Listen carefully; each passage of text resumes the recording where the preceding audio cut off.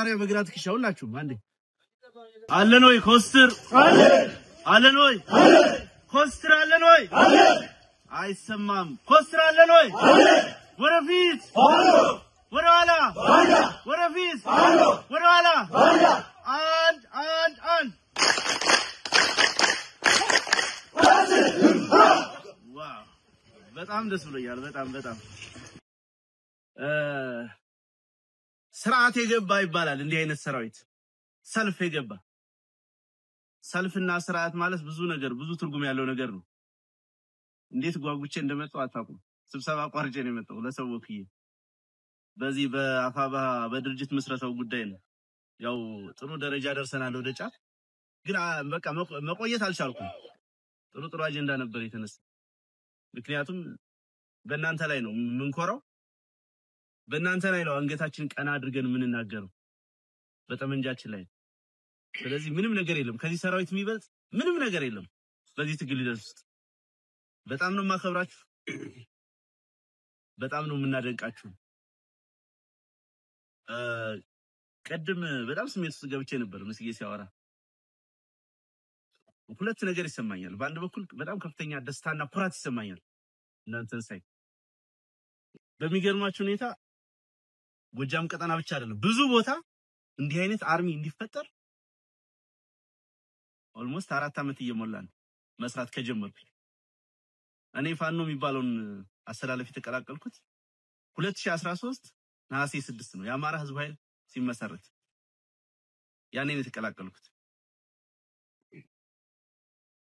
ሁሉን ነገር ጥለን ሽፍታ ሆነን ወደ ጫካ የገባውት ደግሞ ግንቦት 8 2014 ጦርነቱ ከመፈንዳት 1 አመት ከምናምን በፊት በዛን ጊዜ ሂደት ውስጥ ብዙ ቦታ ብዙ ነገር ሰርቻለሁ ማወራው ምኮራበት ለልጅ ለወንድም ለቤተሰብ ለጓደኛ ምትነግረው ታሪክ ብዙ ቦታ የቡድን መሳሪያ ገዝተናል ብዙ ቦታ አስታጥቀናል አደራጅተናል የአማራ ህዝብ አሁን የገባበት የሉና አደጋ ውስጥ የገባው እንዲሁ ዝም ብሎ በድንገት በተፈጠረ ነገር አይደለም ልክ ይሄ ትግል በድንገት እንዳልተፈጠረ ሁሉ አደጋውም በአንድ ቀን ኦል ኦፍ ሰደን የተፈጠረ አደጋ አይደለም የገጠመን ብዙ ሂደቶችን ያለፈ ብዙ የታሪክ ቅብብሎችን ያለፈ ብዙ የታሪክ ስብራቶችን የተሻገረ ነው ይሄ ታሪክ ስብራት ገፋ ስናደርገው ብዙ 100 አመታትን 400 500 አመታትን ወደ ኋላ ይወስደናል አነስ አድርገን ወደዚህ ስንቀነብበው ደግሞ ቢያንስ አንድ ክፍለ ዘመን በደንብ መናገር የምንችለው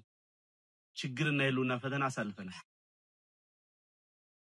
ቻይኖቹ ምን ይሉታል መሰላችሁ አሁን በዚህ በሪቮሉሽኑ ምክንያት በነማኦ እንቅስቃሴ አሁን የደረሱበት ደረጃ ከመድረሳቸው በፊት የነበራቸውን ዘመን ሴንቸሪ ኦፍ ሂዩሚሌሽን ይሉታል የውርደት ምዕተ ዓመት የዝቅት ዓመት የመንኮታኮት ምዕተ ዓመት ብለው ይጠሩታል ከዛ ነው ባቢዮት የተነሱት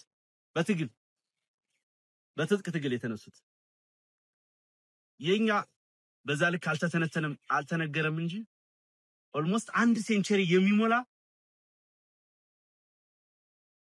የዝቅታ ዘመን አሳልፉ በንጽጽር ከወሰድነው ከቻይኖቹ ዘመን ጋር ላይነጻጸር ይችላል በንጽጽር አንዳንዴ ዝም ብለን በተለምዶ ላለፉት 30 አመታት 40 አመታት 50 አመታት እንላልና በትንሹ 80 አመታትን አሳልፏል በአማራ ህዝብ ላይ የህሉና አደጋ እንዲመጣ መስራት ከተጀመረ የመጀመሪያው ስራ የተጀመረው በጣሊያን ዘመን እንግዲህ በአንዱ ጥርስ የተነከሰብን ወደኋላ እንዳላሰፈው ልቶና የቅርብ ጊዜውን ያዳውን ታሪክ ብናነሳ አፍሪካን በበርሊን ኮንፈረንስ በሚቀራመቱበት ዘመን ቅኝ ግዛትን በትግል ሬዚስት ያደረገችው ኢትዮጵያ ነች ባድዋው ዘመን በአንድ በኩል ተመሳሳይ ልክ ጀርመኖች ፈረንሳዮች ጣሊያኖች እንግሊዞች የአፍሪካን ሀገራት በሚቀራመቱበትና ዛሬ ያለውን የአፍሪካን ባውንደሪ ባሰመሩበት ዘመን ጋር ተመሳሳይ ስለነበረ አጼ ምኒልክ ኢትዮጵያን መልሶ ግንባታ ስራ የሰሩት ትራንት የተወሰናችሁ ትኖራላችሁ ሳነሳ ነበር የጥቁር ኮሎናይዘር ወይም ጥቁር ቅኝ ገዥም ይሏቸዋል በዛ ዘመን ጥቁር ነጮችን ተገዳድሮ ተዋግቶ አሸንፎ ህልውናውን ክብሩን ያስጠበቀው በሁሉም ማዕዘናት በሁሉም የዓለም ማዕዘናት እኮ በነገራችን ላይ አውሮፓውያን ከ15ኛው ከ14ኛው ክፍለ ዘመን ጀምሮ ቅኝ ያልገዙት ለግዛት የለም አሜሪካን ጨምሮ የእንግሊዝ ቅኝ ግዛት ነች የኤሲያ ሀገራት አብዛኞቹ ስፔኖች ፖርቹጋሎች በተለያየ ዘመን ቅኝ የገዟቸው ናቸው ከነኚህ ሁሉ የዓለም ሀገራት በተለየ ሁኔታ ቅኝ ግዛትን በክንዱ የተቋቋመ ህዝብ ነው የህዝብ ስለዚህ የአድዋው ታሪክ ዝም ብሎ የጦርነት ታሪክ ዝም ብሎ የማሸነፍ ታሪክ ብቻ አይደለም ብዙ ትርጉም ያለው ነገር ነው ያ የሆነው ለምንድን ነው ብላችሁ ጥያቄ ያነሳችሁ እንደሆነ ቀደም ጥሌ በደንብ ይዶበታል ላውና በጅ አንዱ ስርዓት የገባ ህዝብ ስለነበረ ነው ሰልፍ የነበረው ህዝብ ስለነበረ ነው ባርባሪክ ያልሆነ እንዲሁ ቼን ኦፍ ኮማንድ የሌለው ሳይሆን ስርዓት ያለው መሪ ያለው ሚታዘዝ ሚመራ ሚያዳምጥ ሚከተል ስትራቴጂያይዝ የሚያደርግ ህዝብ ስለነበረ ነው ይሄ ስርዓት እንዲተከል ይሄ ስርዓት ያለው ይሄ ሰልፍ ያለው ህዝብ እንዲኖር ትልቁን ሚና የተወጣችው የኢትዮጵያ ኦርቶዶክስ ቤተክርስቲያን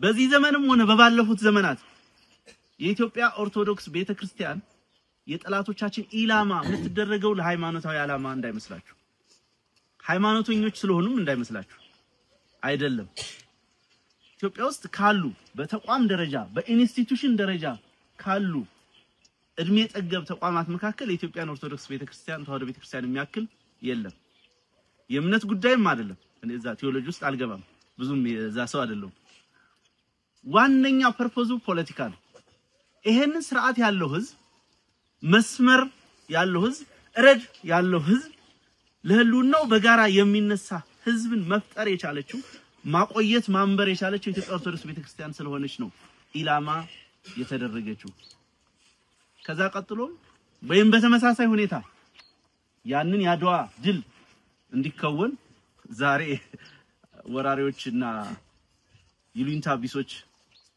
መሪዎቹን የጦርነቱን ስትራቴጂስቶችን ወደ ጎን ትተው ፈረሰኞቹ ናቸው የሚያረጉት እነከሊናቸው የሚያረጉት እንደሚሉት መጣበታለሁ በኋላ በዚህ በእኛ ዘመንም ይነገራል በዚህ እንዲህ አይነት በጣም የሚያሳፍር ነገር አጼ ምኒልክ ሳይኖሩ ተጌጣይቱ ሳይኖሩ አድዋን ማሰብ አትችልም ምን ማሰብ አትችልም ስለዚህ እነኛ ሰዎች ናቸው በዛ ስርዓት በዛ ፓተርን መርተው ያንን ህዝብ ሰርቫይቭ እንዲያረጉት ዛሬ የኔና የናንተ ስም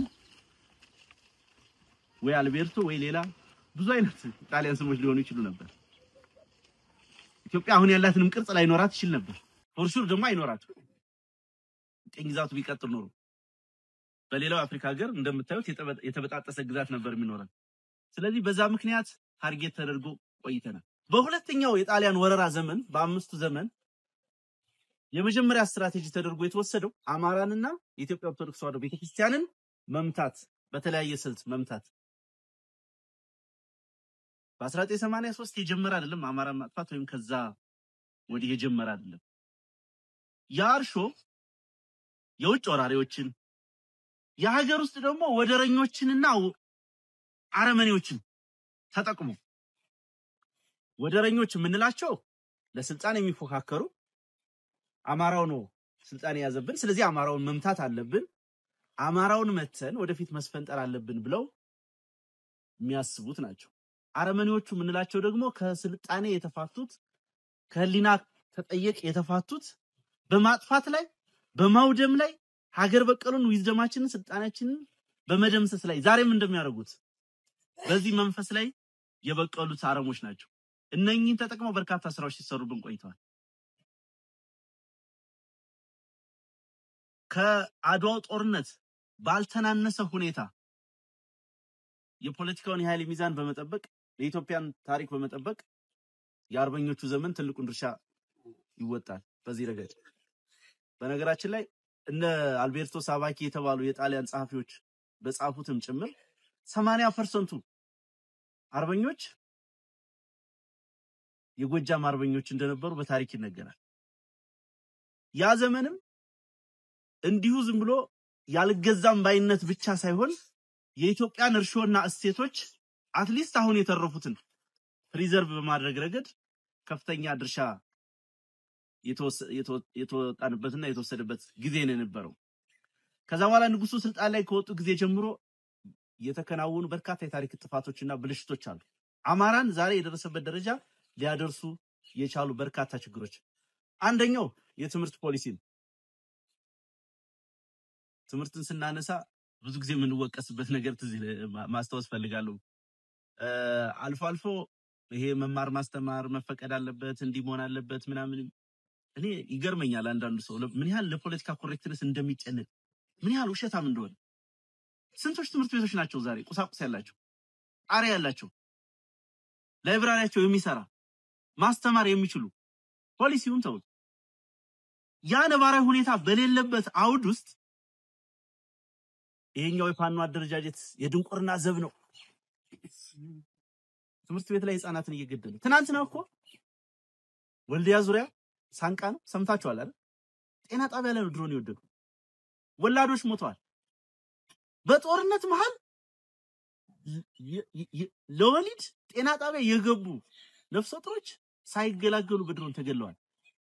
ይሄን አረመኔ አገዛዝ ልትታገለው ነው የሚገባ ወይስ ለሱ ፖለቲካ እንትን ፍጆታ ብለህ ትምህርት ቤት ከፍተህ ትምህርት ቤቶችን የስለላ መዋቅር እንዲያደርግ እንዲደፍር ልትፈቅድለት ትችላለህ? እዚህ ጉንዶይ ላይ ቡዛ የሚባል ትምህርት ቤት፣ ሰዴ ላይ ከተማ ውስጥ ትምህርት የተከፈተባቸው ቦታዎች ላይ ደፍረዋል እህቶቻችን ልጆቻችን።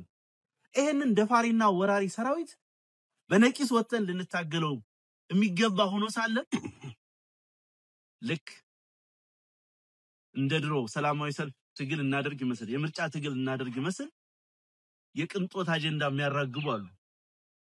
ሌላም ይሉን አሉ። ጎጃም መጥቶ የጎንደር መጥቶ ቤተሰቡን የባለ መጠየቅ ያልቻለ ግን አዲስ አበባ የተቀመጠ ዘገዩ መቼ ነው የሚመጡ ይላል። ቀጠሮ የሰጠው ይመስላል። በነገራችን ላይ የኢትዮጵያ ህልውና የተከበረው አርበኞቹ ጣሊያንን ያሸነፉት እኮ እነራስ አበበ አረጋይ በሸዋ ተራሮች፣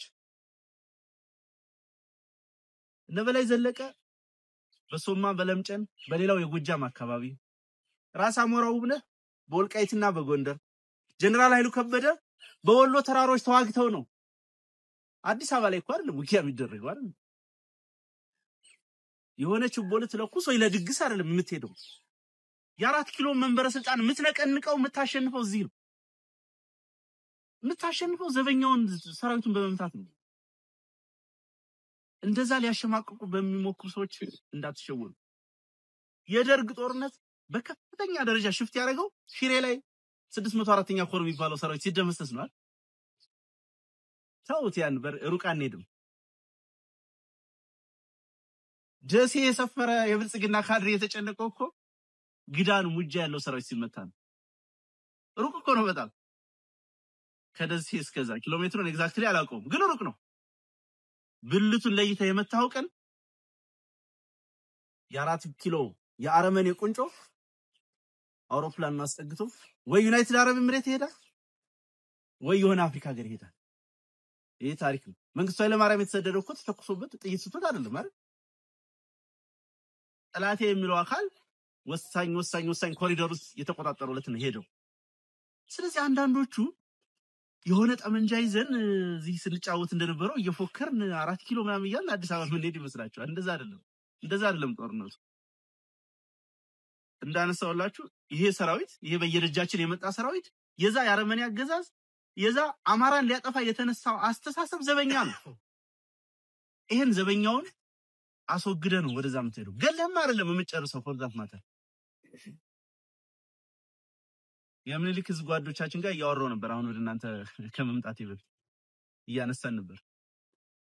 የሰሞኑን ድል ያስገኘውን ኦፕሬሽን ለማድረግ 10 ጊዜ ትእዛዝ ሰጥቻለሁ አላዛዡ። 10 ጊዜ በ11ኛው ነው የተፈጸመው።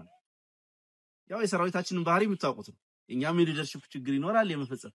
ያንን 10 ጊዜ ተመሳሳይ ቦታ ትእዛዝ በመስጠቱ ያገኘውን ውጤትና በቃ ጦርነቱ ምን ያክል በምን አይነት መልክ መመራት እንዳለበት እየነገረን ነበር። ይሄ ሰራዊት እዚህ ዲማ ላይ እነማይ ላይ ብቸና ላይ ሳይሆን ከደጀን እስከ ሞጣ ያለውን የጠላት ኃይል ሙሉ በሙሉ የመሰባበር ሙሉ በሙሉ ሚዛኑን የማዛባት መስመሩን የመቆጣጠር እድል አለው። ይሄ እዚህ ያለው ኃይል ብቻው የሚፈልገው ምንድነው? መረጃ የሚፈልገው ምንድነው?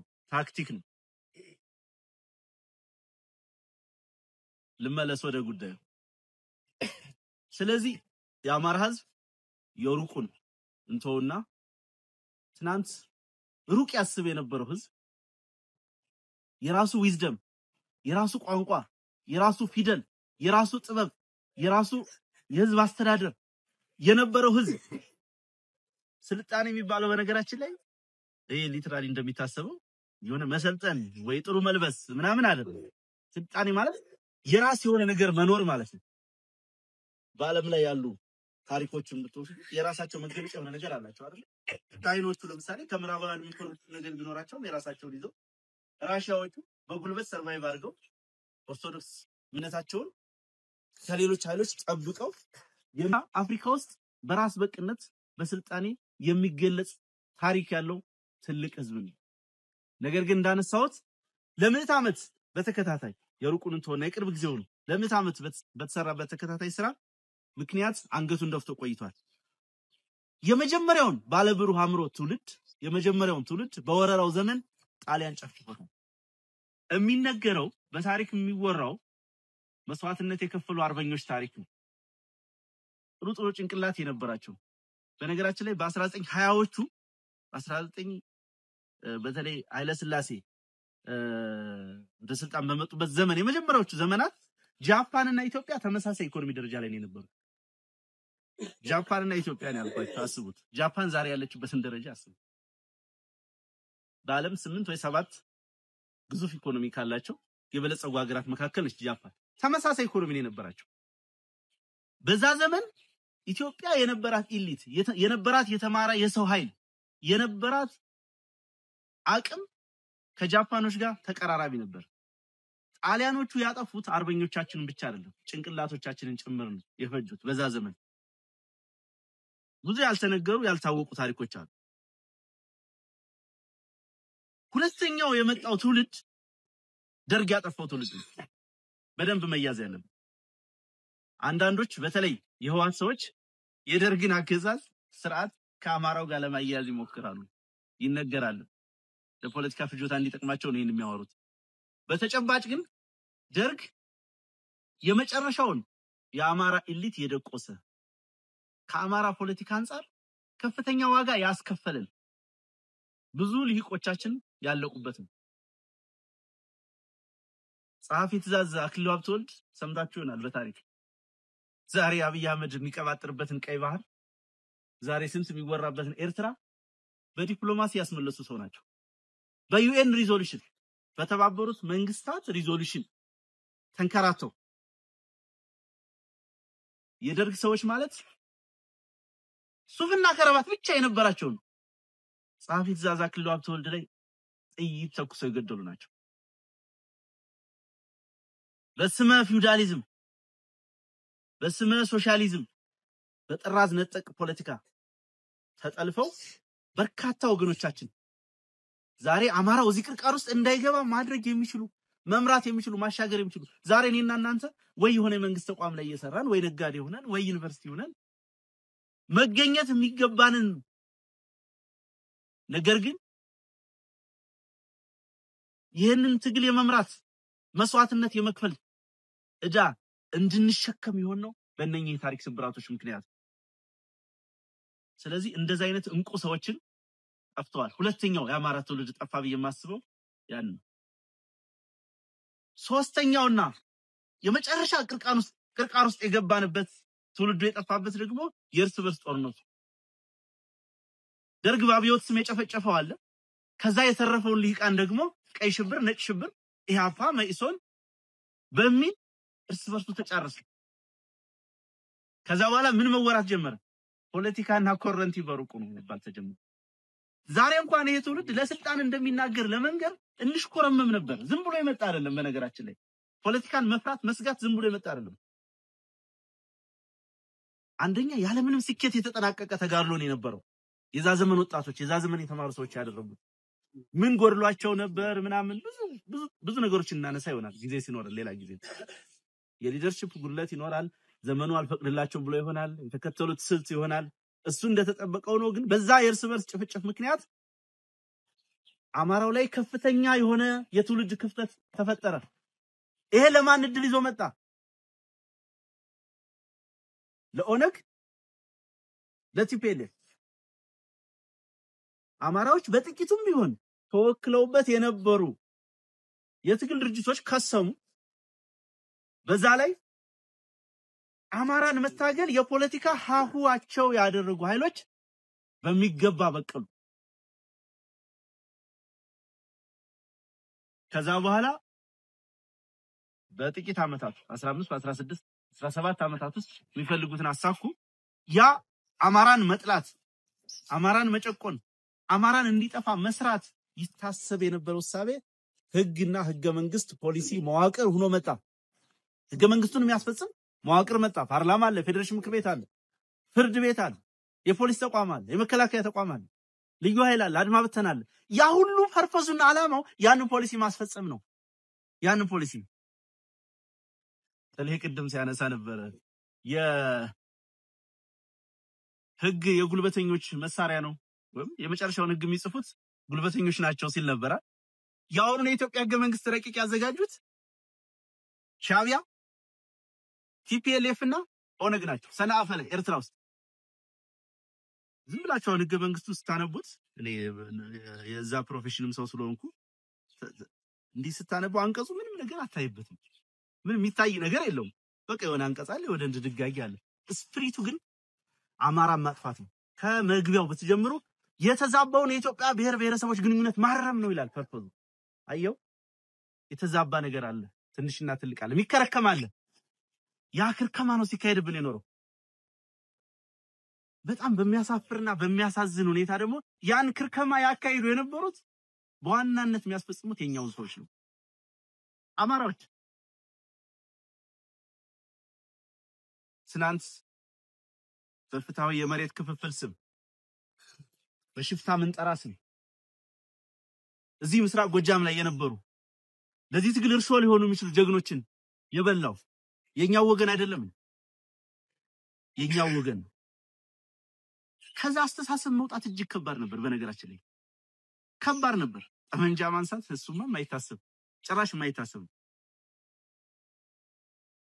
በዛ ምክንያት ብዙ ዋጋ ተከፍሏል ብዙ ትውልድም ጠፍቷል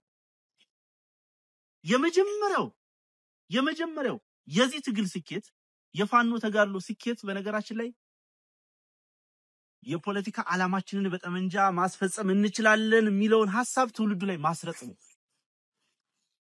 ትልቁ ስኬታችንም እሱ ነው ከዚህ በኋላ ያለው የሥራ ጉዳይ ነው የማኔጅመንት ጉዳይ ነው የአቅም ጉዳይ ነው የግለሰቦች ጉዳይ ነው የድርጅቶች ጉዳይ ነው ዋነኛው ነገር ያን አስተሳሰብ መውለድ ነበር ይሄን አስተሳሰብ ለመውለድ ብዙ የድብታ ዘመኖች አልፈዋል የሆነ ቦታ ከተሞከሩት በስተቀር በራስ አቅም በራስ በቅነት አገዛዙን መታገል አለብኝ ብሎ መነሳት አደገኛ የነበረና ቀደም እንዳነሳሁት እንደ ኮረንቲ በሩቁ ይታይ የነበረውን አስተሳሰብ ለመስበር እኔም ሆንኩ ሌሎች ጓዶች ብዙ እርምጃ ተራምደናል ብዙ ርቀት ሄደናል በዛ ተሳክቶልናል ብዬ አስባለሁ እንደ ትውልድ ለመኩራራት ለመታበይ የምንናገረው ነገር የለም የሚያኩራራም ነገር የለም ገና ነው ገና ብዙ የበሰራለብን በጣም ብዙ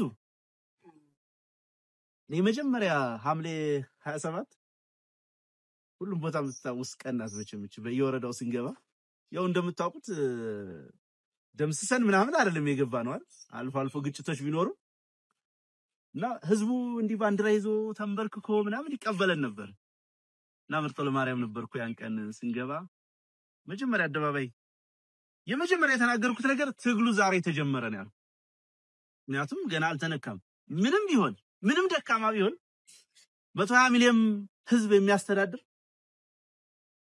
ያንን ኢትዮጵያን የሚያክል ግዙፍ ታሪክ ግዙፍ የዲፕሎማሲ እርሾ ቀላል የማይባል ኢኮኖሚ ያለ ይሉንታ ያለ ተጠያቂነት ሁሉን ነገር ለጦርነት የሚያውል እብድ ግለሰብ የሚመራው መከላከያ ነው ስለዚህ ጉዳት ማድረሱ አይቀርም መታገሉ አይቀርም እና አብዛኛው ሰው ያኔ የሆነ ነገር የተጠናቀቀ ምናምን መስሎት ነበር አሁንም ብዙ የሚቀር ስራ ነው ትልቁ ነገር ግን እንዳልኳችሁ አስተሳሰቡን መውለዱ ነው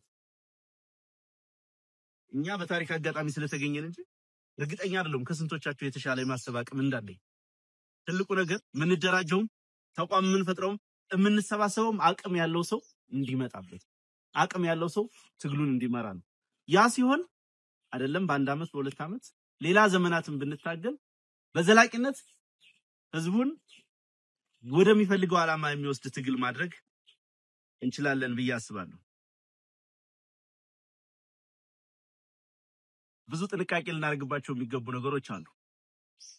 ቀደም መስጌ እቆም አድርጎታል። ማቲያስም ሲነካካ ነበር። ሞገስም እንደዚሁ የትግል ጥበቃ ድርጅት ጥበቃ የሚባሉ ነገሮች ዝም ብሎ አይደለም። እናንተ እዚህ ለመገኘት እንደዚህ አይነት አባ ኮስትር ግዙፍ የሆነ የሚያስፈራ ለጠላት በእጅጉ የሚያስፈራ ለወገን ደግሞ በእጅጉ የሚያኩራራ ኃይል።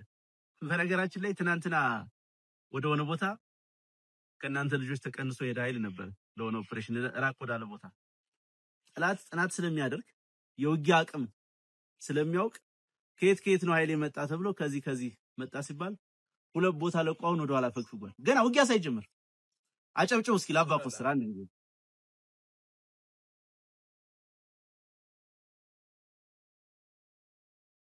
ዋነኛውን የመከላከል መስመር የሚሰራበትን ስትራቴጂክ ቦታ ስቶ ራሱን ለማዳን የሚችልበትን የከተማው ጫፍ ላይ ተቀምጧል።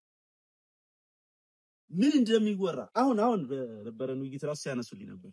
ምን አይነት ኩራት እንደተሰማቸው ገና ቁመናቸውን ጀስቸራቸውን አይተው ማለት ነው። ይሄ ዝም ብሎ አይደለም የመጣው ጓዶች፣ በጣም ብዙ ተደክሞበታል። በጣም ስሜት የሚቆነጥጥ ነገር አሳልፈናል። በዚህ ጉዳይ ተመርጦ ታስቦበት አንዳንድ ቦታ ላይ እንግዲህ ምንም የተለየ ነገር የለንም እንደምንተያየው ነን አይደል? ግን እኛ ስለተፈጠርንበት ወይ እኛ ስለተንቀሳቀስንበት ብቻ ታርጌት ተደርጎ እሾ ሲተከልብን ነበር። በዚህ መስመር ብዙዎቻችሁ ስለምታውቁት እሾ እየተተከለ አቆርቋዥነት ከባንዳነት ጋር የሚጠጋጋ ይህ የወንድምን ስጋ የሚበላ የሚቆረጥም በየቀኑ በሞት መንጋጋ መሃል እያለፍን ታስቦበት ስራዬ ተብሎ ግን ስብዕናችንን ለመግደል አንዱ ብድግልና ፓስተር ነው ይላል። ወይ ለጠላ ያጣፋል ወይ ሻማ ያበራል ወይ ስዕል አድኖ ከጀርባ ያረጋል። ከዛ የትግሉ ባለቤት ነኝ ይላል። የሆነ ቦታ ተቀምጧል። የሆነ ፕሮጀክት አበላሽተበት ይሆናል።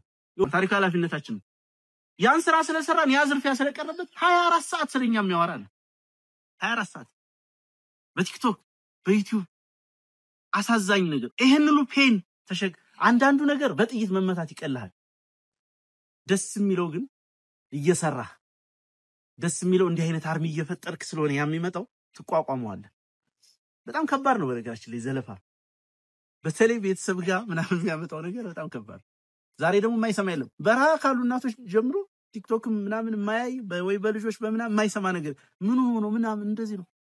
አንዴ በሃይማኖት ይመጣል። የጎጃምን ትግል የዚህን ቀጣና ትግል ለመከፋፈል የተሄደው ከመሬት ተነስቶ ምን እንደሆነ ስለ እምነት ምን እንደሆነ እንኳን የማያውቀውን ሰውዬ እከሌ ቅባት ነው ድሮ ወያኔ ይሰራው የነበረው ማለት ነው። እከሌ ዓለም ብርሃን ነው በዛ ልሳካ ሲል እከሌ አገው ሸንጎ ነው ይላል። አሁን አገው ሸንጎ ብለው የሚፈርጁት ቀጠና ለረጅም ጊዜ ነው ቆይቼበታለሁ። በየጊዜው ጠላትን የሚማርክ ጀግና ሰራዊት ያለበት በጣም ንጹህ ታጋዮች ያሉበት ስለ አገውነት ስለ አማራነት ለአንድ ቀን መጨነቅ የማይፈልጉ ልጆች አሉበት። እንደዚህ አይነት ሰራዊት ያለበት ነው። ዞረን ከአመታት ምናምን በፊት ብዙ ስራ ተሰርቶበት ስለዛ ማውራት አልፈልግም። የተደራጀ ሰራዊት ነው። ያ ሰራዊት ጠመንጃውን እንዲዘቀዝቅ የሚሰራ አሉባልታ የሚሰራ አደገኛ ሴራ አለ። ተናንቀን ከወንድሞቻችን ጋር ተቆራርጠን ፎርዛት ማተር ዘመዶቻችንንም ጭምር ላይ ጨክነን ነው ይሄ ትግል የተረፈው።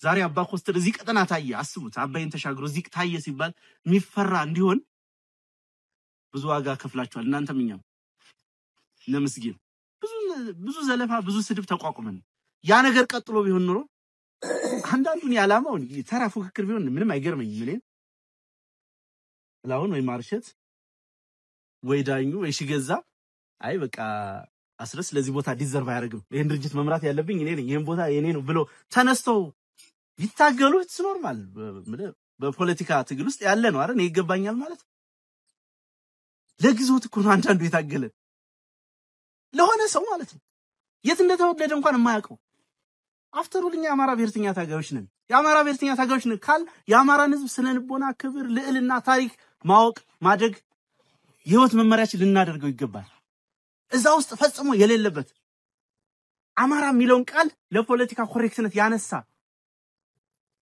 የሆነ አካል ለሱ ግዞት አድሮ ነው የወንድሙን ስም ሲያጠፋ አንተ እንዳትደራጅ ሲያደርግ ይቆየ ነበረው በትግስት በጽናት አሸንፈን እዚህ ደርሰናል እንኳን ደስ አላችሁ ማለት ፈልጋለሁ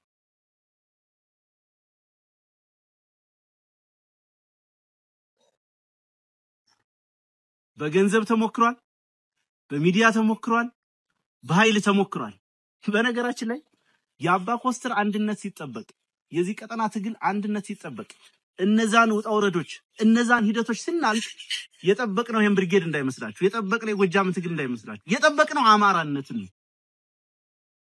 መቼም ማንንም እየተነሳ የሆነው ፖለቲካ ሞክሮ የማያውቀው ጭራሽ ፖለቲካ በሄደበት ያልሄደው ኢንተረስት የሌለው የሆነው ደግሞ የሱን ዘመን ጨርሷል በቃ ሞከረ እስከ 40 አመቱ እስከ 50 አመቱ ሞከረ ፌል አረገ ያጋጥማል በኔና በእናንተ ትውልድ መጫወት የሚፈልግ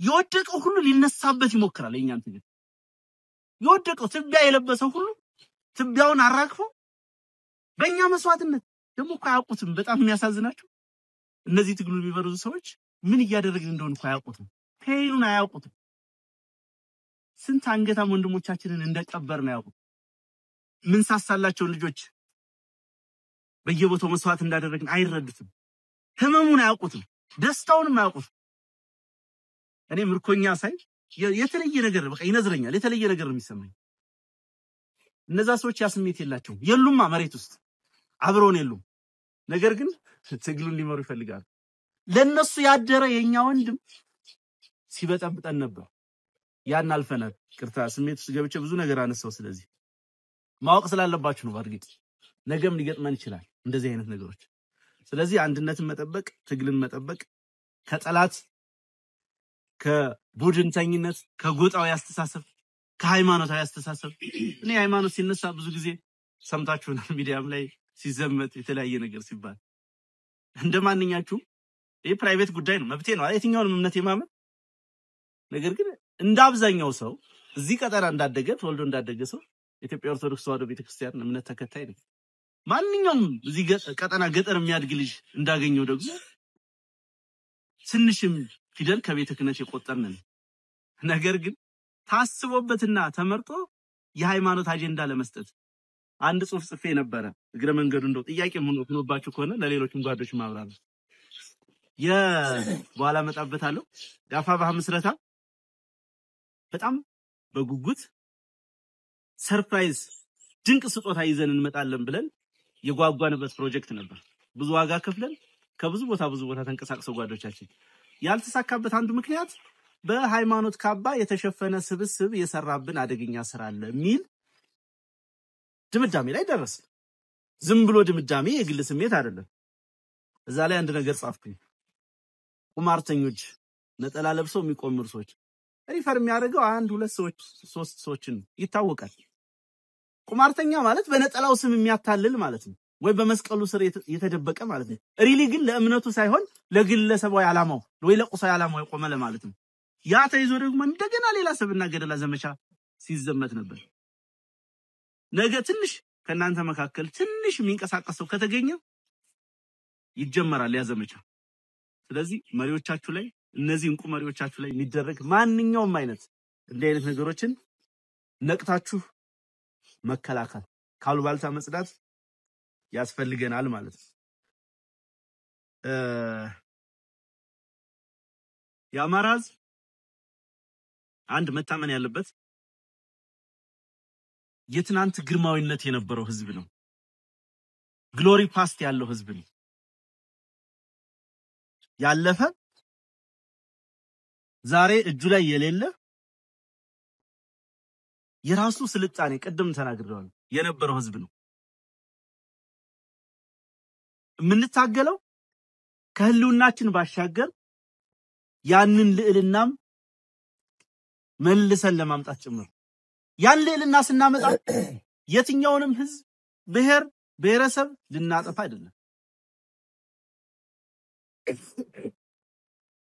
የትናንት ግርማዊነት ነበረን ስንልም በሌሎች ሞት ላይ በሌሎች አለመኖር ላይ በሌሎች ባህልና እምነት ቋንቋ መጥፋት ላይ የተመሰረተ ማለት አይደለም የሌሎችን ያልነካ ያከበረ ነገር ግን የራሱን ዊዝደም አቧራ አራግፎ የሚያስነሳ ትውልድ ያስፈልጋል አንድ በዚህ ልትተማመኑ ይገባል ታሪካችን ገና ተመርምሮ ለትውልዱ በሚገባ ተሰንዶ መነገር ይገባዋል ይሄ መሰራት አለበት ዛሬ የገጠሙን ፈተናዎች የትናንትና ክብራችንን ሊገዳደሩ የመጡ የስልጣኔ ክላሽ ኦፍ ሲቪላይዜሽን የሚባለው የስልጣኔ ግጭት ውጤቶች ናቸው ይሄ የምናየው የብልጽግና ስርዓት የዛ ጫፍ ነው የመጨረሻ እየወጋን ያለው አካል ነው የዛ የጸረ ህዝብ አስተሳሰብ ጠባቂ አካል መሆኑን መረዳት ያስፈልጋል ይሄን ለማሸነፍ አንዱ የሚያስፈልገን ነገር ብሔራዊ ንቃት የሚባለው ብሔራዊ ንቃት ሌላ ምንም ነገር አይደለም በነገራችን አብን ባንድ ወቅት አንድ አማራ ለሁሉም አማራ ሁሉም አማራ ለአንድ አማራ ሲሉ የነበረው መፈክር ታስታውሳላችሁ አይደል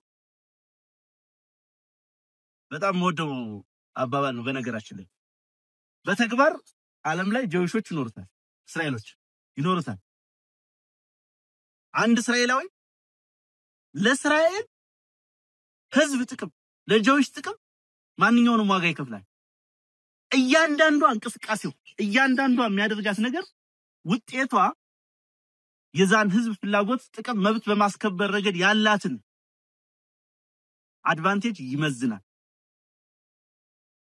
እያንዳንዱ ህዝብ እንደማስ ደግሞ ለህዝቡ ይቆማል ስለዚህ ብሔራዊ ንቃቱ የዳበረ አማራ መፍጠር ያስፈልገናል እሱን መፍጠር የምንችልበት ዘመን እጃችን ላይ አለ የዲጂታል ዘመን ነው የሚዲያ ዘመን ነው የግንኙነት ዘመን ነው በቀላሉ መረጃዎች መሰራጨት የሚችሉበት ዘመን ነው የቀድሞ ታጋዮች እኮ ጋዜጣ አትመው የሆነ ዋሻ ውስጥ ፕሪንት ተደርጎ ተጓጉዞ ተቀባዮቹ ጋር ምልክት ወይ ኮሌታቸው ላይ ወይ እጃቸው ላይ ምልክት አድርገው ተቀባብለው ነው ፖለቲካ ይሰሩ የነበሩት ሪዮት ዓለም ሲያሰርጹ የነበሩት መጻፍ ተላልከው በእኛ ዘመን በየስልካችን ሐሳብ በደቂቃዎች በሰከንዶች መተላለፍ የሚችልበት ዘመን ቅንነቱ ካለ ፍላጎቱ ካለ በዋናነት ይሄን ብሔራዊ ንቃት መፍጠር አለበት ብሔራዊ ንቃታችን የሚሰራው በሁሉም የኢትዮጵያ ማዘናት ያለው አማራ አንደኛው ለአንደኛው እንዲቆም እንደ ከዚህ በፊቱ ቆሞ የማይመለከት በርግጥ የከዚህ በፊቱ ከዛም የከፋ ነው ራሱ ያውዳሚውም ጭምር መሳሪያ ሆኖ አገልግሏል ባዴን የሚባለው መዋቅር በዋናነት የቲፒኤልኤፍ ጁኒየር ፓርትነሩ ዋነኛ ተልኮ የአማራን ህዝብ ስነልቦና መስለም ማሸማቀቅ መግደል ማጥፋት ነው ውክልናውንም ይዟል የማጥፋት ሚናውንም ይዟል ከዛ አስተሳሰብ ተላቀን ከዛ ራስ ጠልነት አስተሳሰብ ተላቀን በእያንዳንዱ አማራ ላይ ብሔራዊ ንቃት እንዲሰፍር መደረግ አለበት ይሄ ዝም ብለን በአንድ ዘመቻ ምናምን እናመጣው አይደለም ተከታታይነት ያለው የፖለቲካ ግንባታ ስራ የሚጠይቅ ነው በጣም የብዙዎችን ተሳትፎ የሚጠይቅ ነው እሱ መሰራት አለበት ሌላኛው በዚህ በአማራ ብሔርተኝነት እንቅስቃሴ ውስጥ ትኩረት ልንሰጠው የሚገባው ብሔራዊ አስተውሎቶቻችን መለየት ነው ናሽናል ኢንተለጀንስ የሚባል በተፈጥሯችን እንደ አማራ ያሉን አስተውሎቶች መልካም ነገሮች አንድ ምሳሌ ብናነሳ አማራ ጠመንጃ የመታጠቅ ባህሉ ጠመንጃ የመውደድ ካልቸሩ ትልቁ ብሔራዊ አስተውሎት ነው ያስባል ይሄ ብሔራዊ አስተውሎት ካፒታላይዝ መደረግ አለበት ዛሬ ጠመንጃ የማይወድ አርሶ አደር የለም አማራ ውስጥ አይደል ሁሉ መታጠቅ ይፈልጋል አንዳንዴ እንደውም ትልቅ የአስተዳደራዊ ችግር ሆነ የመጣብን ይሄ መሳሪያ ማውረድ በተለይ የግል መሳሪያን በተመለከተ ብዙ ቦታ ይነሳል እዚህ አካባቢ እንዴት ኮንቪንስ እንደተደረገ አርሶ አደሩ አላቅም ጥሩ ነው ሌላ ቦታ ግን ያይነ ችግር አለ ይሄንን ብሔራዊ አስተውሎት ይሄን ጠመንጃ የመያዝ የነፍጠኝነት ብሔራዊ አስተውሎቱን አዳብረን ሲቪል አርሚ ልናደርገው እንችላለን ይገባል ሲቪል አርሚ ማለት እያንዳንዱ ዜጋ ልክ አሁን ኤርትራኖች ብሔራዊ ውትድርና እንደሚሉት ነው ማለት ነው። በእኛ ደረጃን ማድረግ እንችላለን። የታጠቀ የተደራጀ ቲም ያለው ጋንታ ያለው በአስቸኳይ ጊዜ ጥሪ ሲደረግለት በዛ ቼን ኦፍ ኮማንድ መሰረት የሚወጣ እነኚህንና ሌሎች ያልተነገሩ እልፍ ብሔራዊ አስተውሎቶቻችን ማጥናት መመርመር ማጉላት ያስፈልገናል ማለት ነው። ከዛ በተረፈ ምንድነው ስቶክሆልም ሲንድሮም ይባላል። ገዳይህን እንዳዳኝ መቁጠር ለረጅም ዘመን በዛ አይነት ችግር ውስጥ አልፈናል። ለረጅም ጊዜ ገዳይ ባወጣው ህግ መሰረት ገዳይ በሰራው መዋቅር መሰረት ገዳይ ባቋቋመው የምርጫ ቦርድ መሰረት ገዳይ ባቋቋመው ስትራክቸርና ስርዓት መሰረት ፍትህ ትፈልጋለህ ከራሱ ከወንጀለኛ። ከዚህ ከአዳኝና ገዳይን የመለየት ብዥታ መውጣት አለብን። ቀድም ያነሳውት ይሄ ትውልድ ያሳካው አንደኛው ቁልፉ ነገር ይሄን ማድረግ መቻሉ ነው።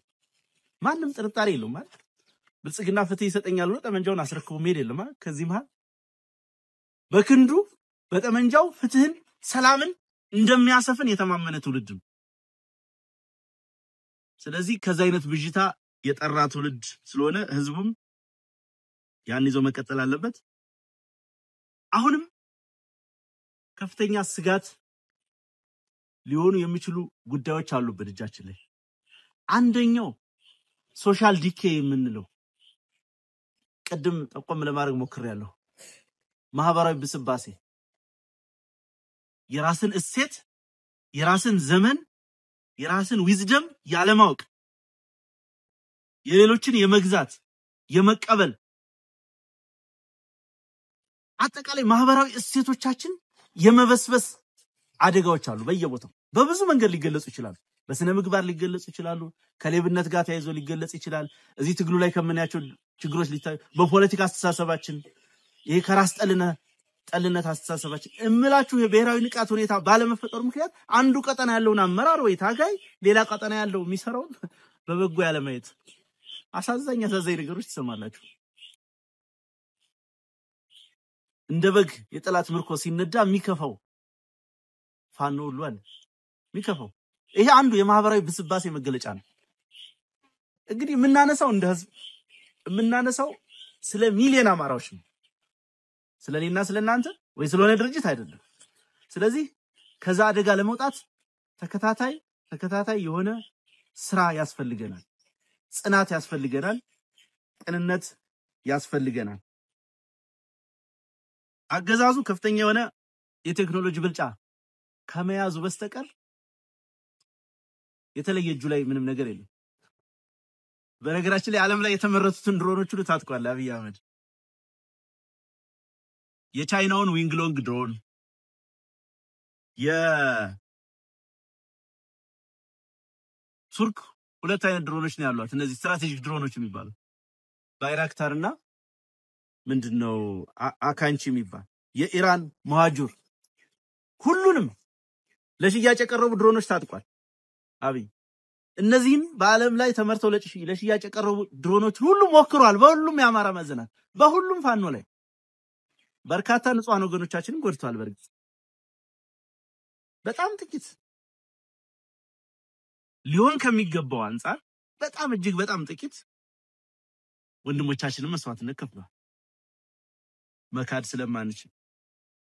ያ የቴክኖሎጂ ብልጫ ግን የትኛውንም ጦርነት አሸንፏል። አሜሪካ ከአፍጋኒስታን ተሸንፋ ወጣለች። 20 ዓመት ውጊያ ተደርጎ አሜሪካ ከቪየትናም ተሸንፋ ወጣለች። ከሶማሊያ ተሸንፋ ወጣለች። የቴክኖሎጂ ብልጫ ስለሌላት ነው አይደለም። ራሽያ ዩክሬንን እስካሁን አላሸነፈቻትም። የቴክኖሎጂ ብልጫ ስለሌላት ነው አይደለም። ዋነኛው ቴክኖሎጂያችን የተሸከምነው ዓላማ ስለሆነ ነው። ዋነኛው ቴክኖሎጂያችን ያን የቴክኖሎጂ ብልጫ የምናሸንፍበት ህዝባችን ስለሆነ ነው። ከዚህ አድቫንቴጅ በስተቀር እርግጠኛ ነኝ ሰሞኑን የታዘብነውን ድል በአጭር ጊዜ ውስጥ እንደግመዋለን። እንዳልኳችሁ አንድ ለውጥ ማምጣት ያስፈልገናል። ሁሉ ጊዜም በየሰፈራችን መዋጋት አገዛዙን ለማፍረስ ጠቅሞናል ኃይል ለመገንባት ጠቅሞናል ነገር ግን ምንዋጋው እዚህ ሰፈር ልንቀር አይደለም እዚህ ወረዳ ልንቀር አይደለም ወንዝ ተሻግረን ያማራን የዝንተ ዓለም ሰላም የሚያመጣ ስርዓት ልንገነባ ነው ምንታገለው ከሱ ባሻገር ደግሞ ስትራቴጂክ ወታደራዊ ድሎችን ልናመጣ ነው ምንታገለው ለዛ ቅንነት ያስፈልጋል ቼን ኦፍ ኮማንድ መጠበቅና መታዘዝ ያስፈልጋል የትኛውም ቦታ የትኛውም ኮሪደር ስምሪት በሚሰጥ ሰዓት መቀበል ያስፈልጋል እሱን ማድረግ ከተቻለ በቀላሉ የጠላትና ከርካሪ መስበር እንደሚቻል ጦርነቱን ስንጀምር በደንበጫ በደጋዳሞት በዚህ በነማይ ቀጠና በቋሪት ባርዳር ዙሪያ ሜጫ የነበሩት ትላልቅ ድሎች በግልጽ የሚያመላክቱ ናቸው ሰሞኑን የምኒልክ ህዝብ የፈጸመው አስደናቂ ጀብዱ የጠላትና አከርካሪ ለመስበር የምንችል የማድረግ አቅም ያለን መሆኑን ለኛ አይደለም ለጠላት አይደለም ለዓለም ጭምር ያሳየንበት የሆነ ዲፕሎማት ከውጭ መጣል አብይ መኪና ይዞ ይወጣል በቤት ያዞረ የተብለጨለጨ መብራት ያሳያል አንዳንዶቹ ይከራከራሉ እንዴ ምንም እኮ ስጋት የለም ሰላም እኮ ነው አገሩ እነሱ ከአዲስ አበባ ተሳፍረው የመጡበት ሀገር ሳይደርሱ አንድ ክፍለ ጦር ተደምሷል አንዳንዱ የኛ የሥራ ጉድለት ነው ለዓለም የምናሳይበትን መለጥር ማስተካከል አለመቻላችን ስለዚህ ያንን ሁሉ ዓለም አቀፋዊ ትኩረታችንን ሁሉ የሚቀይር ነገር ነው ይሄ ነገር የፈጠረው ብዙ ጊዜ ተናግሬው አውቃለሁ አሁን ሌሎች ተቋማትም ዲፕሎማቶችም የሚዲያ ሰዎችም እየደጋገሙት ነው ፋኖ የምስራቅ አፍሪካ ኢመርጂንግ ፓወር ነው ፋኖ የምስራቅ አፍሪካ አዲስ ኃይል ነው በትክክልም ያ መሆኑን እና ሚዛን እየጠበቅን መሆኑን እየታየ ዛሬ እኔና እናንተ የንተጋሩ ባንጀምር ኑሮ አብይ አህመድ የፕሪቶሪያ ስምምነትን ለመተግበር የሆነ መሬት ወደሆነ አካል ሰጥቷል ጠመንጃውን ከአማራ ነጥቆ ለሆነ ቡድን አስታጥቋል ያው ካለ ጦርነት መኖር የሚችል ሰው አይደለም ወይ ኤርትራን ወሯል ወይ ተቃራኒው ሆኗል ብቻ እዚህ ቀጠና ውስጥ የሆነ ነገር ተደርጓል ያ ሁሉ እንዳይደረግ ምክንያት የሆነው የፋኖ ፓወር ነው ይሄ ታሪካችሁ ነው በስርዓት በሚገባ ማወቅ አለባችሁ እንዳጋጣሚ ነው የምስራቅ አፍሪካ ቀጠና ከኢትዮጵያ ውጭ ያለው ቅኝ ግዛት የተገዛ ቢሆንም ብዙም የቅኝ ግዛት ባህል እና እሴት ያረፈበት አሻራ ያረፈበት አይደለም በብዛት አብዛኛው የሱዳንን ጨምሮ ኤርትራ ሶማሊያ ጅቡቲ ይሄ ቀጠና ህዝቡ ደግሞ አንደኛው ከአንደኛው ጋር የተሳሰረ ነው በብዙ ምክንያት በቋንቋ በብሔር ለምሳሌ አፋርን ብትወስዱ ኢትዮጵያ ውስጥ አፋር አለ ጅቡቲ ውስጥ አፋር አለ ኤርትራ ውስጥ አፋር አለ በዚህና በሌሎች ምክንያት እንደገና ደግሞ የዚህ የቀይ ባህር ጂኦፖለቲክስ በመኖሩ ምክንያት ቀጠናው ከጦርነት ቀጠና ወጥቶ ያቅ እንደውም በጥቂት አመታት ውስጥ በ20 አመት ምናምን ውስጥ 3 አዳዲስ ሀገራት ተፈጥረዋል ቀጠናው ላይ ኤርትራ ከኢትዮጵያ ተገንጥላ አዲስ ሀገር ሆናል ደቡብ ሱዳን ከሱዳን ተገንጥላ ሀገር ሆናለች ሶማሌላንድ እውቅና የላትም እንጂ ዲፋክቶ ስቴት ናት ሀገር ናት ዓለም አቀፍ እውቅና ስለቀራት ብቻ ነው አሁን ደግሞ ሱዳንም ለሁለት ሊከፈል ዳርዳር ይያለ ነው ይሄ ቀጠና ሙሉ የጦርነት ቀጠና ነው በሚደንቅ ሁኔታ አማራው ስልጣን ላይ በነበረበት ዘመን እቺም አማራው ስላችሁ አዲስ ለገሰ ነው በረከት ስሞን እንደማታስቡ እርግጠኛ ነኝ በአፄ ኃይለ ሥላሴ ዘመን ይሄ ቀጠና በጣም ስቴብል የነበረበት ዘመን የተረጋጋ የነበረበት ዘመን ስለዚህ ለዛ ትልቁ ዋጋ ያለ መሆኑ መታወቅ አለበት አሁን ላይ እንደ ቀድሞ ቅኝ ገዢዎች ሳይሆን ዶላር ያደለባቸው አዳዲስ ኃይሎች በተለይ ዩናይትድ አረብ ኤሚሬት የምትባለው ዱባይ እና ሳውዲ አረቢያ እና ሌሎችም ሀገሮች አልፎ አልፎ ቱርክም ግብጾችም ይሄን ቀጠና የጦርነት ሜዳ አድርገውታል የፕሮክሲ ዋር ወይም የውክልና ጦርነት መጫወቻ ሜዳ አድርገውታል ሱዳን ብትሄዱ ሳውዲና ዩናይትድ አረብ ኤሚሬት ነው የሚዋጉት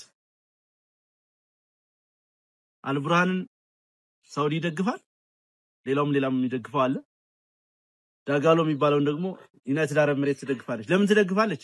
ዳጋሎ ከተቆጣጠረው መሬት ወርቅ ስለምታገኝ፣ ሌላ ምንም ነገር የለውም። አሁን ላይ ዓለምን የሚዘውረው ኢኮኖሚው የኮርፖሬት ኤምፓየር ዘመን ላይ ነው ያለው። በዛ ምክንያት ምን ይለዋል አንድ ጸሐፊ ፕራይቬታይዝድ ስቴት ፎርሜሽን ፕራይቬታይዝ የሚደረግ ምንድነው? ቢዝነስ ነው አይደል?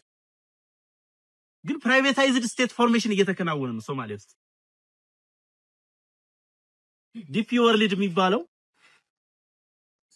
ዱባይ ፖርት ኢንተርናሽናል ወይም ዱባይ ፖርት ወርልድ የሚባለው ካምፓኒ የዩናይትድ አረብ ኤሚሬትስ ገዢዎች የዛ ፋሚሊ ንብረት ነው። ሁለት ፐርፐዝ አለው እዚህ ሶስት ፐርፐዝ አለው እዚህ ቀጠና። አንደኛው ካውንተር ቴሮሪዝምን ወይም ደግሞ ሽብርን ይከላከላሉ ይላሉ። በሌላ በኩል ደግሞ ካውንተር ፔረሲ ይሄ የባህር ላይ ውንብድናን ለመከላከል ይላሉ።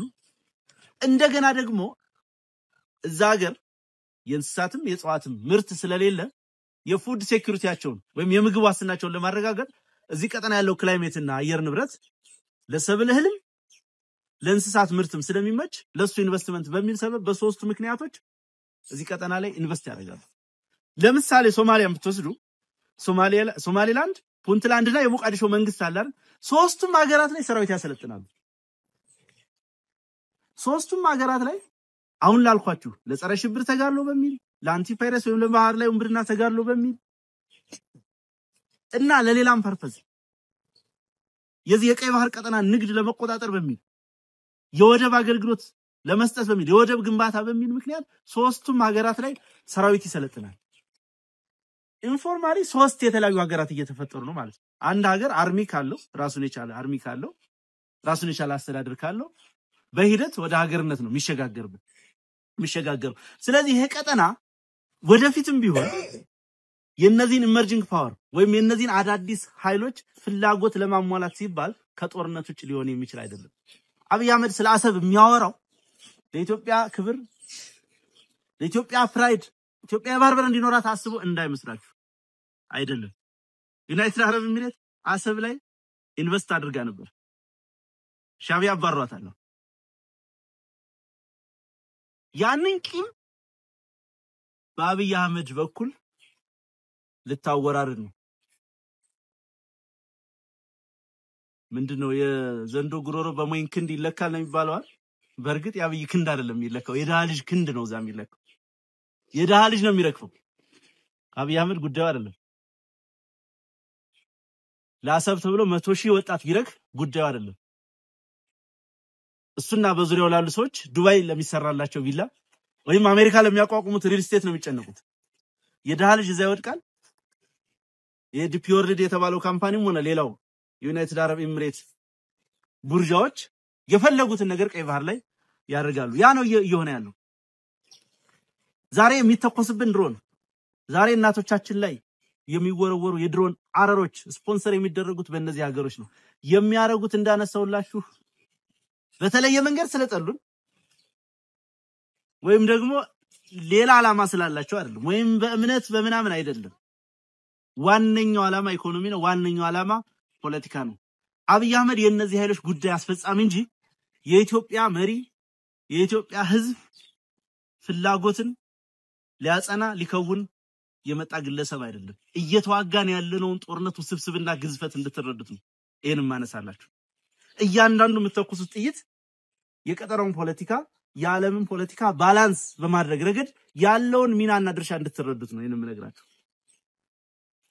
ለእናንተ አይደለም ለሌሎቻችንም ውስብስብ ነው ጉዳዩ። ነገር ግን እያንዳንዱ የታጠቃችሁት ጠመንጃ የተሸከመው ዓላማ ትልቅ ነው። ለዛ ነው መጽናት የሚያስፈልገን። ከ50 ዓመት በፊት ሀገር የሆኑ በጣም ትንሽ የህዝብ ቁጥር በጣም ትንሽ የቆዳ ስፋት ያላቸው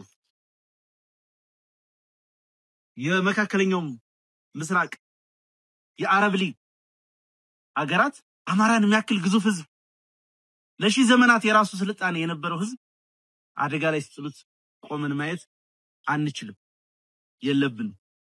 ቀጠናው ላይ የተሻለ ኃይል እንግዲህ እንደሌሎቹ ልክ ዳጋሎ እንዳለው ነዳጅ ወርቅ ላይኖረን ይችላል። የሆነው እንደሌሎቹ ምናከራየው ወርቅና ነዳጅ ባይኖረን የሰራዊታችን ዲሲፕሊን እንደ ወርቅ ኤክስፖርት የሚደረግ መሆን እንዳልኳችሁ ነው። ይሄ ቀጠና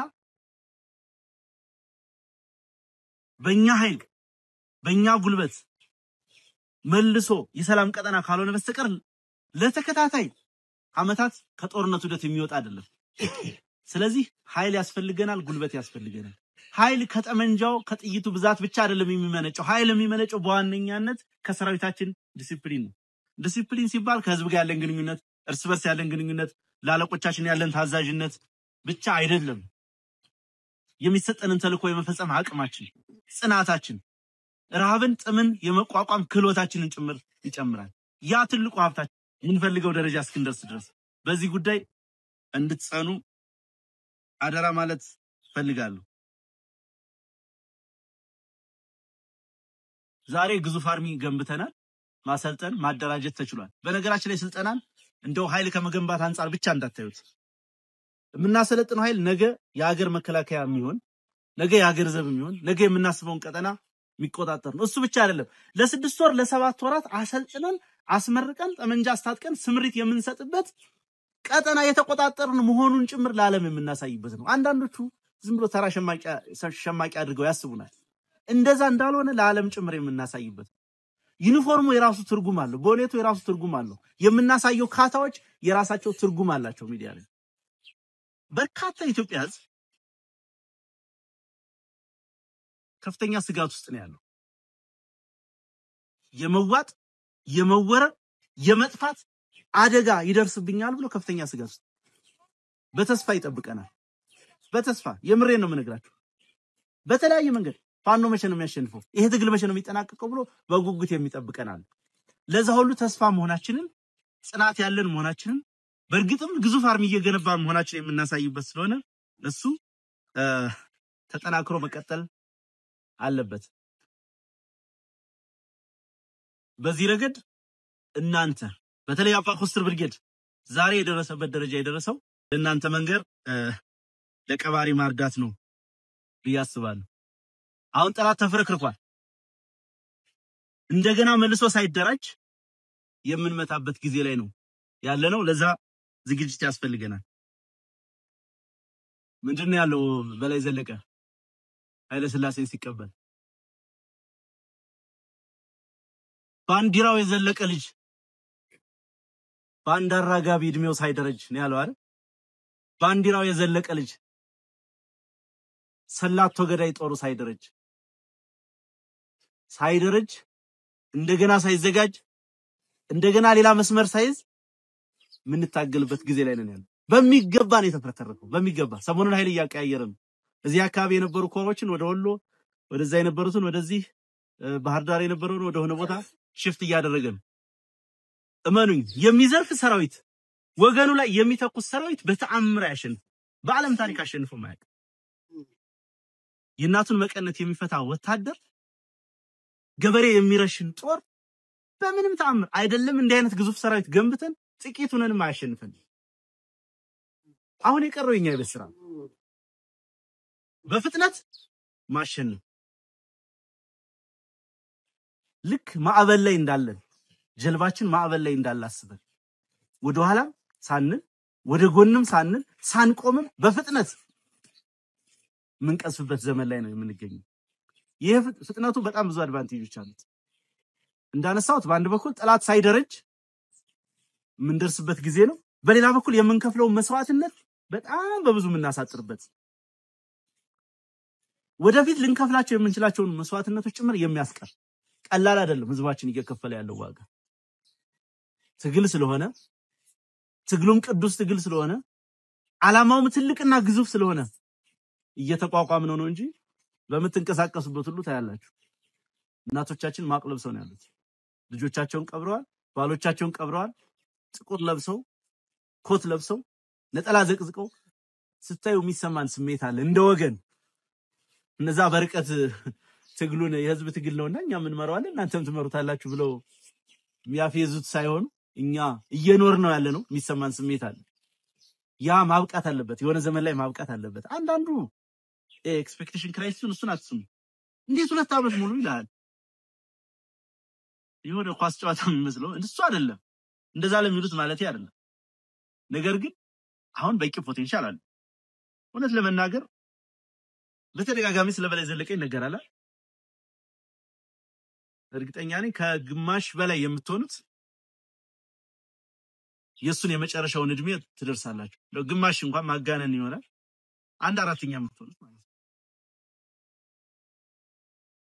በ30ዎቹ እድሜው ነው በላይ ያን ሁሉ ታሪክ የሰራው ከያዎቹ መጨረሻ እስከ 30ዎቹ መጀመሪያ ባለው እድሜ ውስጥ ነው ያ ታሪክ የሰራው ስለዚህ በቂ ነን በቂ አቅም አለ በቂ አቅም ብዙ የተማረ ሰው አለ ብዙ ወታደራዊ ስልጠና የወሰደ ሰው አለ ቅንጅቱ ካለ መደማመጡ ካለ ቅንነቱ ካለ ማድረግ እንችላለን እንደምንችልም በተግባር አየን ቀላል አይደለም 2-3 ክፍለ ጦር በዛ ደረጃ በታትነ ትናንትና የአማራ ፋኖ ብሔራዊ ኃይል ማዕከላዊ ኮማንድ ለቀይ መስቀል ደብዳቤ ጽፈናል 502 ምርኮኛ አለ እጃችን ላይ ምኒልክ ላይ ማለት ነው ከዛ ውስጥ 148ቱ ቀላልና ከባድ ቁስለኞች ናቸው በ2-3 ቀን ይሄ በ3 ኮሮች ብቻ የተገኘ ነው 3 ኮሮች በዚህ በደቡብና በምዕራብ ወሎ ቀጠና ያለው ገና አልተሰባሰበም የሚገርማችሁ ነገር ከዚህ በፊትም በዘመቻ መቶ ተራሮች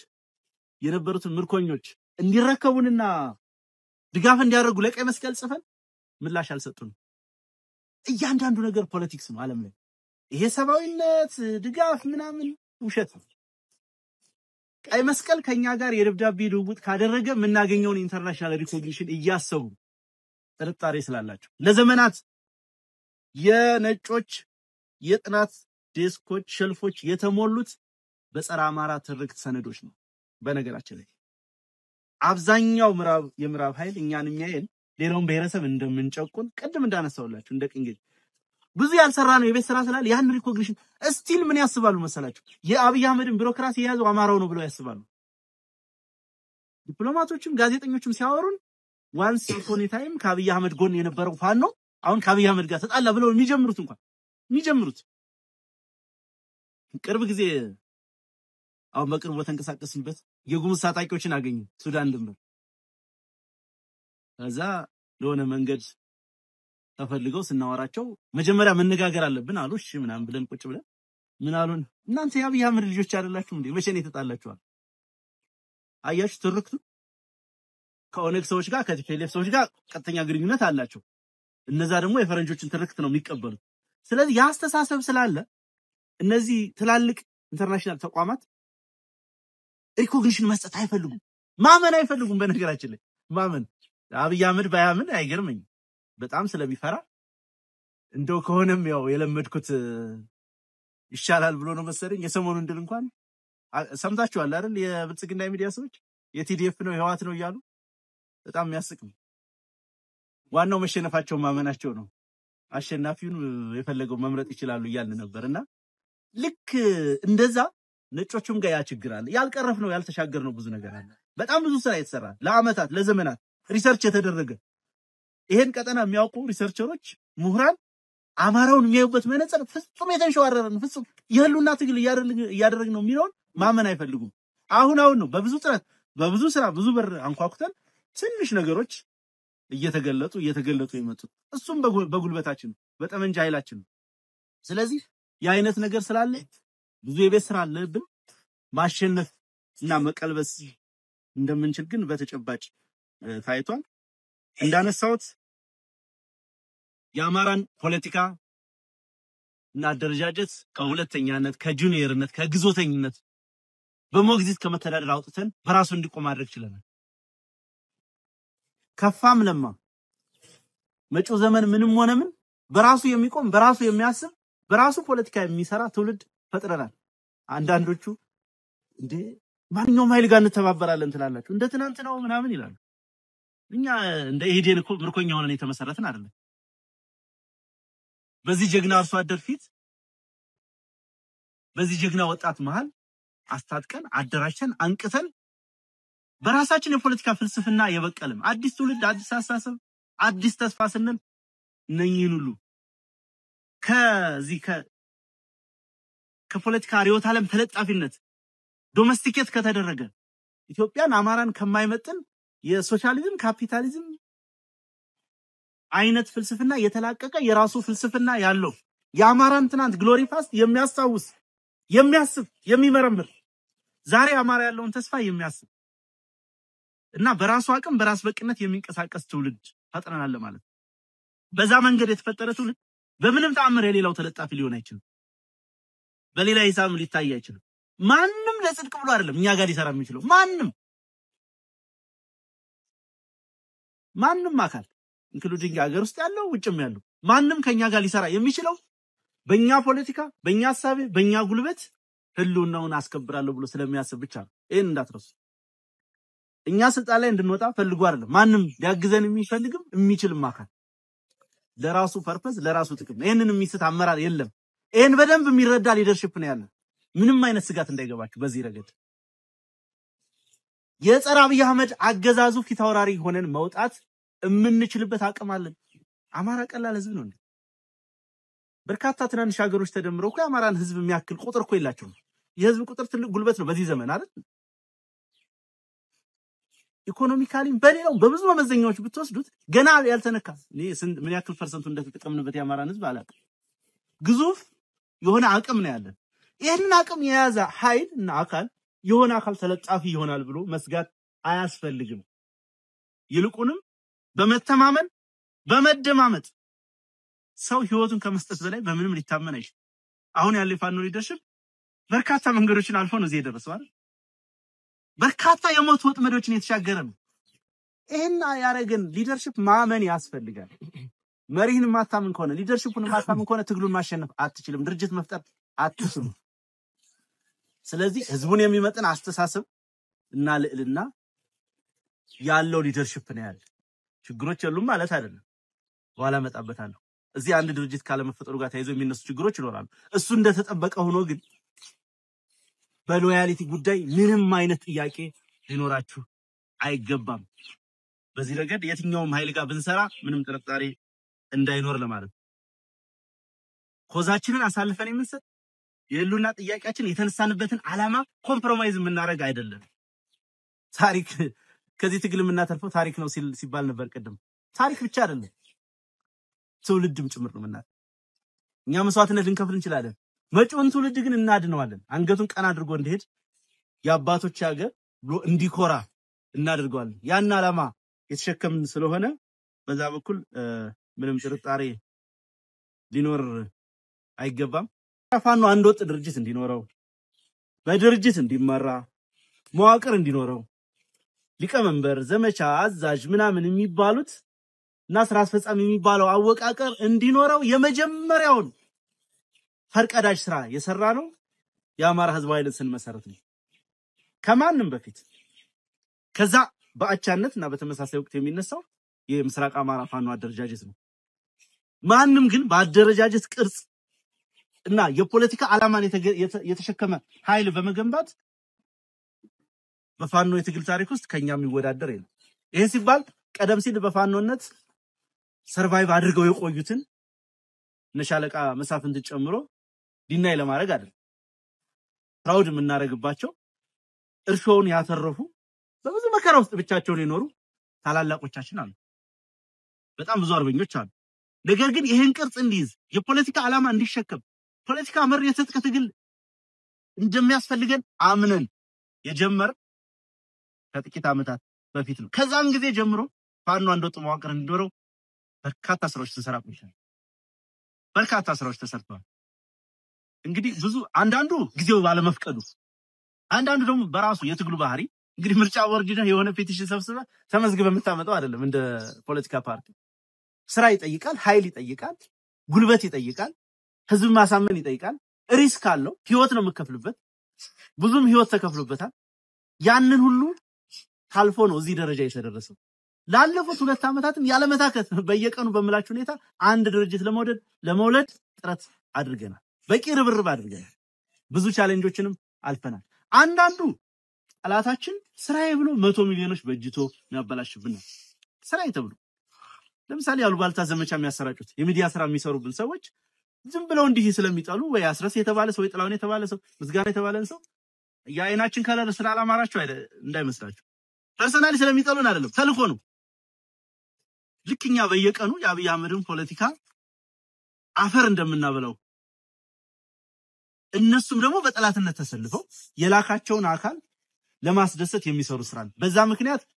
ብዙዎቹን የትግሉን ሂደት ያልተገነዘቡ አንዳንዶቹ ዘግይተው የመጡ አንዳንዶቹ በተፈጥሯቸው በትግሉ ባህሪ ምክንያት ከጠላት ከብልጽግና ሰላለፍ ለመውጣት ጊዜ የፈጀባቸው አንዳንዶቹ ደግሞ ያቀም ችግር የገጠማቸው ኤክስፖዠር ኤክስፒሪየንስ ችግር የገጠማቸው መሪዎች ስለነበሩ ይሄም ምክንያት ሆነና አንድ ወጥ አስተሳሰብ በተመሳሳይ ሰዓት ባለመምጣቱ ድርጅት ሳይፈጠር ቆይቷል ብዙ ሂደቶች አልፈናል ብዙ አውሎ የሚያሳድሩ ነገሮች አሉ ብናነሳው አንዳንዱ የኛ ይዋህነት የሚመጣውን እንግዳ ሁሉ በመልካምነት በወንድምነት በፍቅር በመቀበል ይህ ህዝብ እረፍት እንዲያገኝ ማህበራዊ እረፍት እንዲያገኝ ሰላም እንዲያገኝ ይህ ጦርነት በአማራ ህዝብ አሸናፊነት ተጠናቆ አማራውም ሌላውም በሰላም የሚኖርበትን ኢትዮጵያ ይመጣል በሚል ተስፋና ምኞት ብዙዎችን በፍቅር ስናስተናግድ እየተካድን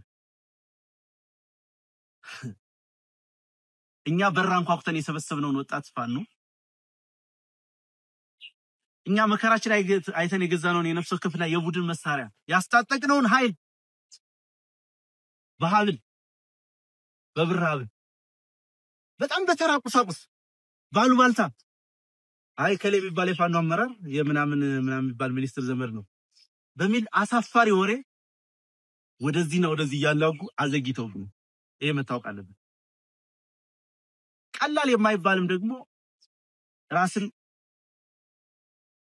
ወይ አንዳንዱ ይገርመኛል ምንም ማለት አለው ቅድም እንዳነሳውላችሁ ለመሪነት መወዳደር መመኘትም አስፓየር ማድረግም ነውር አይደለም ነገር ግን ይሄ ትግል ለመሪነት የምትፎካከርበት አይደለም ትግሉ ካላሸነፈ ማናችንም የለንም ትግሉ ካሸነፈ ግን አየለም ይምራው ከበደም ይምራው ማንንም ይምራው የተሻለ ነገር ይኖርናል እንደ ግለሰብ ባይኖርን እንኳን እንደ ህዝብ የተሻለ ነገር ይኖርናል ይሄን ያለ ማሰብ ያስተሳሰብ ስንኩልነት ራስ ጠልነት ነበር ምቀኝነት ብለ ልጠራው የምትችለው ነው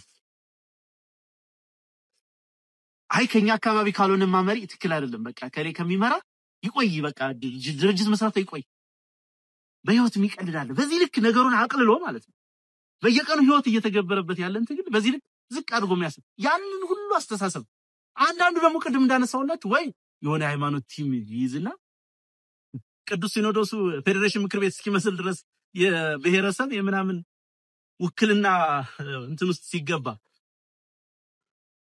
ትናንት ቤተክርስቲያኗን ሊከፍሉ የነበሩ ሊሰነጥቁ የነበሩ ሰዎች የሆነ ቦታ ሲሰጣቸው እነሱን ያልታገለ በየቦታው የኦርቶዶክስ ምዕመናን መከራቸውን ሲያዩ ያልታገለ አካል የፋኖን ትግል እኔ ነኝ የምመራው ይላል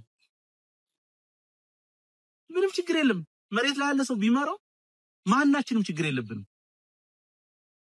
የሆነ ቦታ ቁጭ ብለህ ግን አትችልም እንዴት ነው አንተ ከራባት አድርገህ የሆነ ፍራሽ ላይ ተኝተህ እንዴ ሞራሉን ራሱ ከየት እንደሚያገኙት እኔ ይገርመኛል እኛ እኮ በዚህ ልክ በየቀጠናው ያለው ፋኖ ሰራዊትና አመራር በጣም እያከበረን በጣም እየወደደን ስምሪት ለመስጠት እንሳቀቃለን እዚህ ማለት እኔ አሁን እዚህ ከዚህ ጎንደር ደውዬ የሆነ ነገር ይደረግ ለማለት አይ መቼ ያደራጃቸው ልጆች ናቸው ይታዘቡኛል እላለሁ እኮ እነሱ ግን አሜሪካ ተቀምጠው ካናዳ ተቀምጠው አፍሩም የሚገርማቸው እኔ እንደምን እንደሚያስቡ ሁሉ ግራ ይገባኝ እነዚህም የፈጠሩብን ችግር አለ ብዙ አይነት አስተሳሰብ ያላቸው አንዳንዱ በግንቦት ሰባት በኢሃፓ በመናምን ዘመኑን ጨርሶ አሁን ሳያስበው የሆነ ትውልድ ተነስቶ ጠመንጃ ይዞ አማራን እንደዚህ አድርጎት አገኘው ሳያስበው ከእንቅልፉ ሲነቃ ይሄማ በቃ ህዝቡ ነው እኔ ነኝ የምመራው በቃ ዘመንም ምንም አይመለከተውም ከበደም ምንም አይመለከተውም እኔ ነኝ ይረሳው ኢግኖር ዲናይ ነው የሚያደርጉ በንግግራቸው እንኳን በግል በሚኖረን ኮንቨርሴሽን እንኳን እውቅና አይሰጡ የሚገርማቸው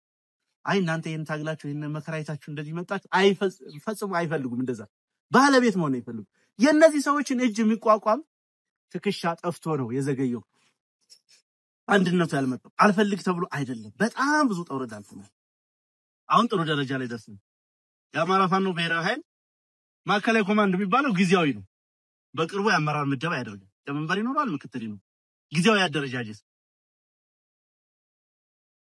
በውስጡ የምኒልክ ዕዝ ቴዎድሮስ ዕዝ በላይ ዘለቀ ዕዝ እና አሳምነው ዕዝ ተብሎ ነው የተዋቀረው እነዚህ ዕዞች አራቱ ክፍለ ሀገር ያሉት ናቸው በተጨማሪ ቪዛ ሞዛል ስለዚህ 5 እዞች ያለው ግዙፍ የሆነ ሰራዊት እኔ ሰሞኑን በጣም ነው የምትገረሙት ጎንደርም ጎጃም ውስጥም ያለው ሰራዊት በወሎ ድል ምክንያት እየተፈጠረበት መነቃቃት ሰው እንዴት ለኦፕሬሽን ለግዳጅ ለመሄድ እንደዛ ሽሚያ ውስጥ ይገባል በየቦታው ያለው በቃ አስቸገሩ ብዙ ቦታ ለምን አንሄድም ለምን እንዲህ አናረግም እና አነሳውኝ ዛሬ በነበረን ውይይት በቃ ራሳችን መታዘብ አለብን እንዴት ሰራዊቱ በዚህ ልክ ቀና ይሆኑ በዚህ ልክ ጉጉት ነው በዚህ ልክ የማሸነፍ ፍላጎት ነው ቀድም እንዳነሳውላችሁ ጠላት እንኳን ገና ከዚህ ቦታ ኃይል ተንቀሳቀሰ ከዚህ አባኮስር መጣ ብሎ እስኪናድ ድረስ ያ ሁሉ እኛ ለምንድን ነው ራሳችንን ማናሽን በዋናነት ችግሩ ያለው እንዳልኳችሁ ከጀርባ ከሚልከው ካስተሳሰብ ድክመት ነው ዞሮ ዞሮ እሱን ጥሩ ደረጃ ላይ ያደርሰናል በቅርቡ አፋባ በሙሉ አቅሙ በሙሉ ሞገሱ ይመጣል ይገለጣል ድርጅት ቱል ነው ግን አንድ ነገር እንዳትረሱ ድርጅት ግብህን የተነሳህበትን ዓላማ የምታስፈጽምበት መሳሪያ ድርጅት ተፈጠረ ማለት በራሱ አሸናፊነትን አያሳይ አንደኛው መሳሪያችን ልክ እንደ ጠመንጃችን አንድ ወጥ ድርጅት መፍጠራችን አንደኛው መሳሪያ ስለሆነ በሱ ብቻ የሚጠናቀቅ አይደለም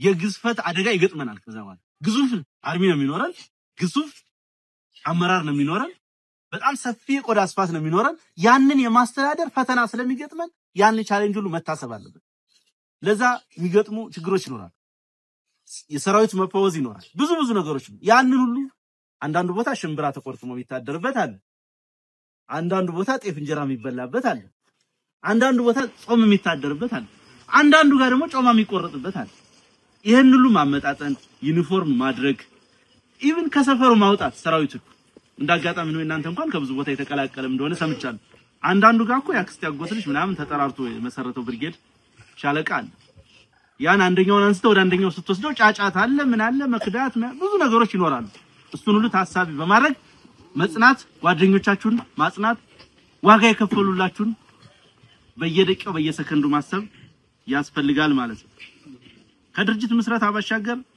ብዙ ስራዎች ያስፈልጉናል ቀደም ነካክቻለሁ ጊዜ አልወስድም የኃይል ግንባታ ስራ በሰፊው መሰራት አለበት ሎጂስቲክስ እንደ አባኮስር እንደ ብርጌድ መስሩት እንደተጠበቀው ነው እንደ አፋባሃ የሚሰራ ስራ አለ ገዘፍ ያለ ብዙ መጠበቅ አያስፈልግም ከዚህ በኋላ በነገራችን ላይ በድርጅት ደረጃ የሚገኙ ሎጂስቲክሶች ቢኖሩ ለድርጅታዊ ተልኮዎችና ለትላልቅ ነገሮች እንዲውሉ ነው ሊደረጉ የሚችሉ ሪዘርቭ መያዝ ሁሉ ጊዜም ሪዘርቭ መያዝ ያስፈልጋል እሱ ላይ መሰራት አለበት ነው ድሉን ካገኘው ሁኔታዎች ከፈቀዱ ድጋሚ እንገናኛለን ብዙም ባልተዘጋጀንበት ነው እናንተን በዚህ ያደከምናችሁ በጣም ደስ ብሎኛል አመሰግናለሁ